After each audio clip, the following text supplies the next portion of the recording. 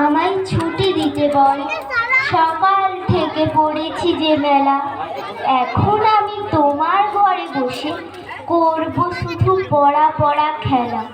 তুমি বলছো দুপুর এখন সবে, না হয় যেন সত্যি হলো তাই। একদিনও কি দুপুর বেলা হলে বিকেল হলো মনে করতে নাই? আমি তো বেশ ভাবতে পারি বলে, সূর্য ডুবে গেছে মাঠের শেষে, বাগদি বুড়ি চুপড়ি ভরে নিয়ে শাক তুলছে পুকুর ধারে এসে। মাথার হলো মাদার গাছের তলা, কালি হয়ে এলো দিঘির জল। হাটের থেকে সবাই এলো ফিরে, মাঠের থেকে এলো চাষির দল। মনে কর না উঠলো সাঝের তারা, মনে কর না সন্ধে হলো যেন।